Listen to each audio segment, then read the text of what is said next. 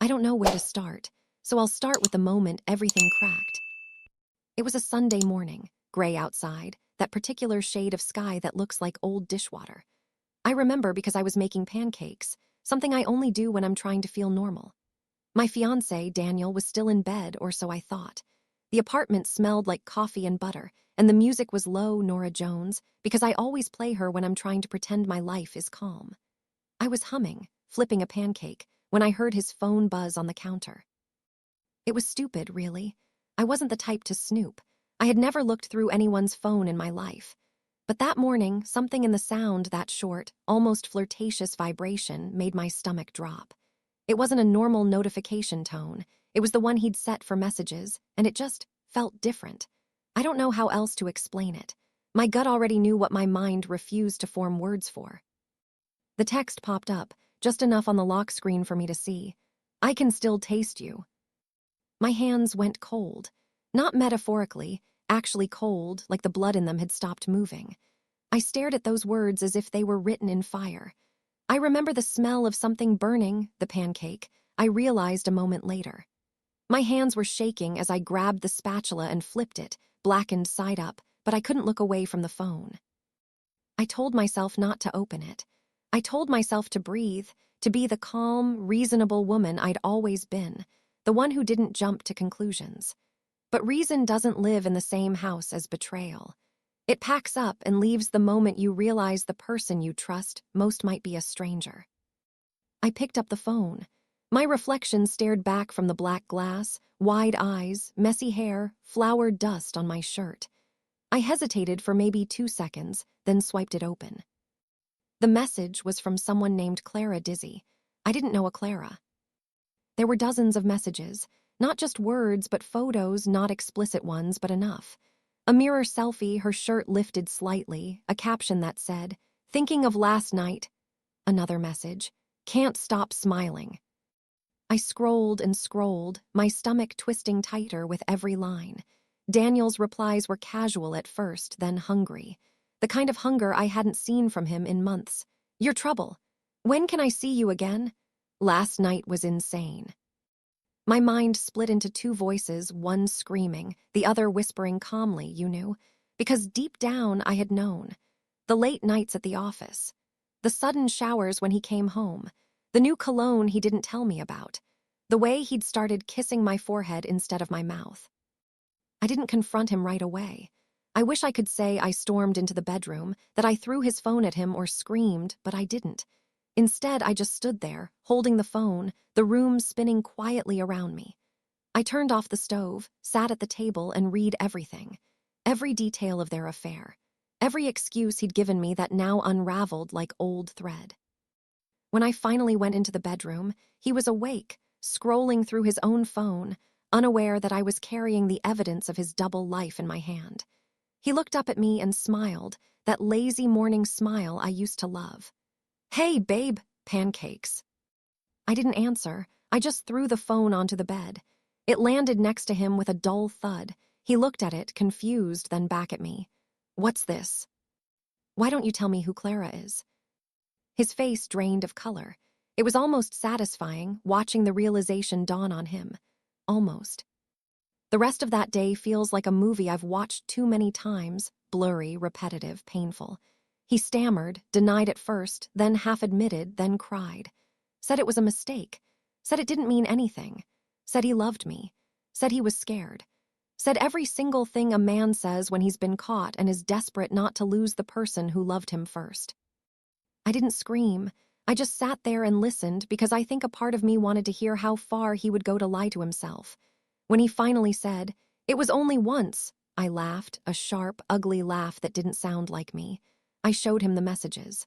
"Once," I said. "You told her you missed her yesterday." He broke then, or pretended to. He kept saying, "I'm so sorry," over and over. The words lost meaning after the 10th time. By evening, I told him to leave. He begged me to let him stay, said he'd sleep on the couch, said we could talk tomorrow. I didn't care. I told him to go, and he did, with a bag hastily packed and eyes that wouldn't meet mine. The silence afterward was unbearable. The kind of silence that hums, That makes you think you can hear the clock inside your own chest. I sat on the floor of our kitchen, surrounded by cold pancakes, and cried until my face hurt. The next few weeks were a blur of survival. Work, home, sleep, repeat. Everyone thought I was fine because I kept smiling. I even posted photos pretending I was thriving. That's what we do, right? We perform normalcy. But I wasn't fine. I was hollow. I started drinking more, not a lot, just enough to take the edge off the evenings. I stopped cooking. I deleted Spotify because every song reminded me of something we'd shared. I threw away his toothbrush, his razor, his favorite mug, but I couldn't throw away the engagement ring. I kept it in a drawer like some kind of cursed artifact. And then, because life is cruelly ironic, I met someone. His name was Jonah. He was a new hire at my office, graphic designer, soft voice, kind eyes. I wasn't looking for anything. I was barely holding myself together. But he had this way of making people feel seen. He'd stop by my desk to ask about projects and end up making me laugh, which felt like a miracle. We started having lunch together, then coffee after work. He didn't know about Daniel at first, or maybe he guessed people can smell heartbreak. One night after a long day, he said, "You've got this sadness about you. It's not loud, but it's there." I remember looking at him and saying, "Someone broke me." He just nodded, not like he pitied me, but like he understood. It was slow, the way I started feeling again. We texted, we shared music, we made each other laugh. I didn't think it was romantic, not at first. But one night, after too much wine and a stupid movie, I looked at him and realized I was leaning toward him, not away. He kissed me, I kissed him back. It felt like coming up for air after months underwater. I should have stopped it. I should have said I wasn't ready, that I was still tangled in the wreckage of Daniel. But I didn't. I wanted to feel wanted again, and Jonah gave me that without asking for anything in return. Except that wasn't true. People always want something, even if they don't say it out loud. The affair, yes, I have to call it that. Because I wasn't free of Daniel yet, started with that kiss. It grew into something messy, beautiful, dangerous. I told myself it wasn't serious, that I was just healing, that it didn't count. But that's how lies begin, softly in the places where pain and desire overlap. I told no one, not my friends, not my therapist. I let Jonah into my apartment, into my bed, into the same spaces Daniel had lived in, as if I could overwrite the past by layering new memories on top of the old ones. But healing doesn't work like that. The ghost stayed, and soon I realized Jonah wasn't the uncomplicated escape I thought he was. But healing doesn't work like that. The ghost stayed, and soon I realized Jonah wasn't the uncomplicated escape I thought he was. It started with the little things, the subtle shifts you don't catch until later. The first time he stayed over, he noticed a photo on my bookshelf, me and Daniel on a hiking trail, arms around each other, smiling in a way that now looked artificial. I hadn't gotten around to taking it down. Jonah didn't say anything that night, but the next morning, while he was making coffee, I saw him glance at it again. "You ever going to tell me about him?" he asked, voice casual but edged with curiosity. I hesitated. "There's not much to tell." "There's always something to tell," he said, turning toward me with that half-smile of his. "You don't strike me as someone who just ends up single out of nowhere." I didn't want to talk about Daniel. I didn't want to give him that power anymore, even in the form of a story. But Jonah had that look, patient, open, the kind that made you want to fill silence. So I told him. Not everything, just the outline: engagement, betrayal, heartbreak, survival. He listened, really listened. No interruptions, no judgment. When I finished, he reached across the counter and took my hand. "You didn't deserve that." I wanted to believe him. For a while, being with Jonah felt like waking up. He was the opposite of Daniel, spontaneous, gentle, always present. We'd take late-night drives to nowhere, blasting music and laughing about nothing. He'd draw on napkins at coffee shops, silly sketches of me with exaggerated eyelashes, or of him as some cartoon knight holding a tiny broken heart. But there was a restlessness in him too, something he tried to hide. Sometimes, in the middle of a story, his eyes would drift somewhere far away, like he was thinking of a life that didn't include me. He'd go quiet for hours and then come back with an apology and a smile that didn't quite reach his eyes. I told myself not to read into it. I was trying to be the cool, chill version of myself, the one who didn't overanalyze everything, who wasn't haunted by betrayal.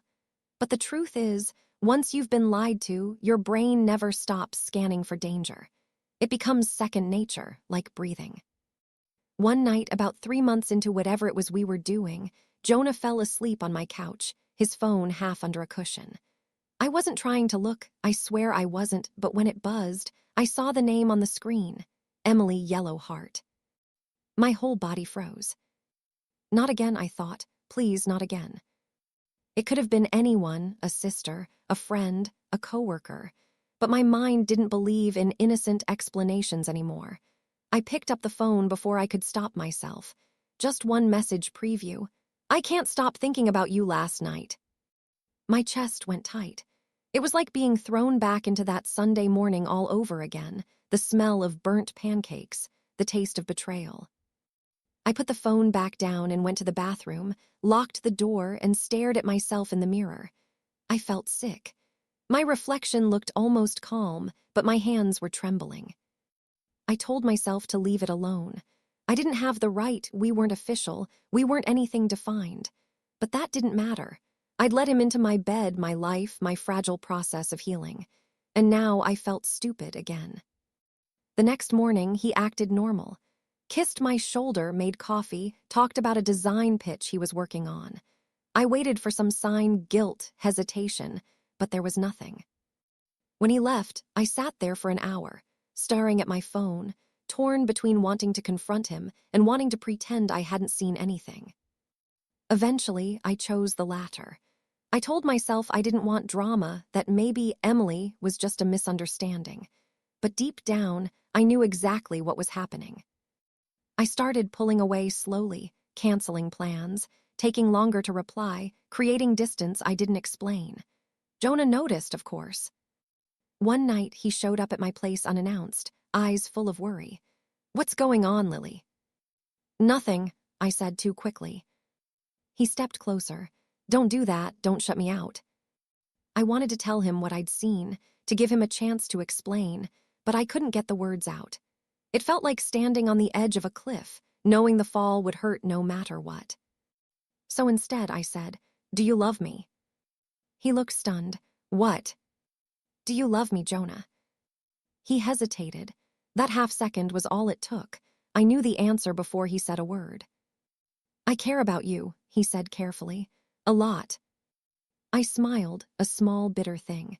"That's not what I asked." He didn't reply. He left that night. I thought it was over, but the next day he texted, "I miss you. Can we talk?" I ignored it. Then another, "I messed up. Please just let me explain." It was déjà vu. I'd lived this before, just with a different name and different lies. I didn't respond for days. Then, one evening, after too much wine and too little self-control, I texted back, "Come over." When he showed up, I could tell he'd been crying, or maybe he just looked tired. He told me everything, or at least enough to make it sound honest. Emily was his ex. They'd hooked up once when he'd been drunk, before he realized how much I meant to him. It was the same script Daniel had used, word for word. And yet, when Jonah reached for me, I didn't push him away. I wanted to hate him, but I also wanted to stop feeling empty. We slept together that night, and afterward I lay there in the dark, staring at the ceiling, feeling nothing but shame. That was the start of something I'm still not proud of, the part where love, or whatever it was, became a transaction of pain. Jonah and I kept seeing each other, even though trust was gone. I told myself I was in control this time, that I knew what I was getting into. But that was a lie too. Because soon, I started doing the very thing I swore I'd never do again. I downloaded a dating app. At first, it was just curiosity, a way to feel wanted, to prove to myself that I still had power. But then I matched with someone. His name was Marcus, and he was older, confident, charming in that deliberate way men who have lived through enough heartbreak can be. We talked. We flirted. We met for coffee. And I didn't tell Jonah. It wasn't even about revenge. It was about control. For the first time in months, I felt like the one holding the cards. But control is an illusion. The first time I met Marcus in person, it felt electric, the thrill of being seen again, of being admired. He listened, laughed at my jokes, touched my wrist in a way that made my pulse race. I told myself it was just a distraction, that I wouldn't let it go further. But 2 weeks later, I was in his apartment, kissing him like I wanted to erase every trace of Daniel and Jonah from my body. The next morning, I cried in the shower. Not because I regretted it, but because I didn't know who I was anymore. Somewhere between heartbreak and survival, I had become the thing I once despised. I started living 2 lives. To Jonah, I was the wounded girl learning to love again. To Marcus, I was the mysterious woman who didn't want anything serious. I lied to both of them and to myself. I told Jonah I was working late when I was with Marcus. I told Marcus I was single when I was tangled in Jonah's sheets. It was addictive, the deception, the attention, the way I could reinvent myself with each man. But it was also corrosive. Every time my phone buzzed, I felt that same pit in my stomach, the one I'd had when I first saw Clara's text. It's strange how quickly you can lose sight of who you used to be. I used to think of myself as kind, honest, loyal. Now, I was just another person hurting others because I didn't know how to stop hurting myself. One night, Jonah came over with dinner and flowers. I wasn't expecting him. I'd just gotten home from seeing Marcus. I was still wearing the perfume Marcus had complimented. When Jonah hugged me, he inhaled and said softly, "You smell different." My stomach flipped. New perfume, I lied. He smiled, but his eyes stayed searching. That night when he fell asleep, I lay awake beside him, staring at his profile in the dark. He looked peaceful, and for a moment I hated him for it. How could he sleep when my mind was a storm? I got out of bed and went to the kitchen, sat on the cold tile floor and cried silently, the kind of cry that doesn't make noise but hurts everywhere. I thought about Daniel, about Jonah, about Marcus, about the version of me that had existed before all of this. I didn't recognize her anymore. The next morning, I told Jonah I needed space. He didn't fight it. He just nodded, eyes sad, and said, "Take whatever time you need." He left, and that should have been the end. But it was. Because a week later, I found out I was pregnant. Because a week later, I found out I was pregnant. The word itself looked foreign on the test, like it belonged to someone else's life. I sat on the bathroom floor, knees pulled to my chest, staring at the 2 pink lines until they blurred. I tried to calculate dates, but the math made my stomach twist. It could have been Jonah's. It could have been Marcus's. The truth was, I didn't know. I laughed at first, a small, disbelieving sound that turned into something close to hysteria. The universe has a sick sense of humor. After months of chasing the illusion of control, this was the punchline. I didn't tell anyone right away. I went to work, smiled through meetings, nodded through conversations, and all the while, the secret pulsed inside me like a heartbeat that wasn't mine. At night, I'd sit on the edge of my bed, my phone in my hand, scrolling through old texts. Jonah's apologies, Marcus's late-night compliments, Daniel's last message, a single, pathetic, "I hope you're happy." Happy, the word felt like a joke now. After a week of denial, I made a doctor's appointment. When the nurse confirmed it, "You're about 7 weeks along," I nodded like I'd expected it. But the second I stepped outside, I couldn't breathe. I leaned against the wall of the clinic, staring at the city traffic, the rush of people who all seemed to know where they were going, and I felt like I was made of glass. That night, I called Jonah. My hands shook so badly I almost dropped the phone. He answered on the second ring. "Hey," he said softly, "been thinking about you." "I need to see you," I said. There was a pause. "Is everything okay?" "No," I said, "not really." He came over within half an hour. When he saw my face, he didn't ask questions, he just took my hand. I told him everything or almost everything. I said I was pregnant. I didn't say that it might not be his. He went pale like I'd hit him. "Are you sure?" "Yes." "Do you want to keep it?" I didn't have an answer. "I don't know." He nodded slowly, his eyes darting around the room, landing on anything but me. "Okay," he said finally. "Okay, we'll figure it out." It should have comforted me, but it didn't. There was a tightness in his voice, a fear I recognized too well. That night, he held me while I cried. He whispered things like, "I'm here," and "You're not alone." But I could feel the space between us widening with every word. A few days later, I told Marcus. It was a mistake. I shouldn't have, but guilt is a strange motivator. It makes you crave confession even when you know it'll destroy you.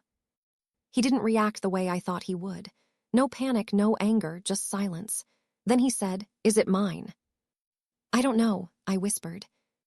He ran a hand over his face. "Jesus, Lily. I didn't plan this. I didn't say you did, He broke off, packing the room. "Do you want me to be involved?" I didn't know what to say. Did I? Could I even ask that of him when I'd been lying from the start? He sighed. "Look, I'll help if you need me to, but you should figure out what you want, with or without me." It wasn't cruel, but it wasn't comforting either. It was the truth, and I hated it. After he left, I sat in the quiet apartment, the same silence I'd known after Daniel, after Jonah, after every man who'd ever loved me wrong or halfway. I thought about all the versions of myself I'd tried to be: the good fiancé, the survivor, the lover, the woman in control, and none of them fit anymore. For the first time, I stopped trying to fix it. The next morning, I called my sister, Maya. She's younger than me by 3 years, married, a mom of 2, and the only person who's never sugar-coated my mess. When I told her, she didn't gasp or judge. She just said, "Come stay with me." So I did. Her house smelled like coffee and baby shampoo. The walls were covered in crayon art and family photos, and for the first few nights, I slept on her couch and listened to the sound of her kids breathing down the hall. It felt grounding somehow, real. We talked late one night after the kids were asleep. I told her everything: Daniel's affair, Jonah's lies, Marcus, all of it. She listened, eyes wide but soft. When I finished, she said quietly, "You've been trying so hard not to be broken that you forgot being broken isn't the end." That stuck with me. A few weeks passed. I went to my doctor appointments. I stopped talking to Marcus. Jonah texted a few times, saying he wanted to be involved if it was his, that he'd stand by me no matter what. But I could hear the fear behind every word, and I didn't want a life built on obligation. So I told him not to come. He said he understood, but I heard him crying before he hung up. In the mornings, I walked to the park near Maya's house. The air was cold and smelled like rain. I'd sit on a bench, hand on my stomach, feeling the faintest flutter that didn't feel real yet. Sometimes I talked to the baby, whispered things like, "I don't know if I'll be a good mom," and "You deserve someone better, but I'll try." Slowly, the noise in my head started to quiet. Around the 10th week, I had a scare, light bleeding, a panic-filled trip to the ER. Lying on that hospital bed, heart pounding, I realized how much I wanted it. Not because it would fix anything, not because it would give meaning to all the chaos, but because it was mine. The one thing untouched by lies. The ultrasound showed a tiny heartbeat, fast and defiant. I really cried for the first time in months, but it wasn't grief this time. It was something close to hope. When I told Maya, she hugged me and said, "Then that's your answer." And it was. I moved back into my apartment a few weeks later. I took down the last of the photos, the reminders of lives that didn't fit anymore. I sold Daniel's old furniture, painted the walls, opened the windows. The place felt lighter, like it was finally mine. Jonah showed up one afternoon. I hadn't seen him in months. He stood in the doorway, hands in his pockets, eyes searching my face. "I just wanted to see you," he said. I nodded, unsure what to say. He looked down at my stomach, then back at me. "You look good." "Thanks." We stood in silence for a while. Then he said, "I'm sorry for everything." I believed him, but forgiveness isn't the same as going back. "I know," I said, "me too." He smiled, a sad, small thing. "Take care of yourself, okay?" "I will." He left, and I didn't cry this time. That night, I stood by the window, the city lights flickering below, and for the first time, I didn't feel haunted. I felt still. I thought about all the people I'd been, the girl who believed love meant safety, the woman who mistook chaos for passion, the one who lied to feel powerful, the one who lost everything and still kept moving.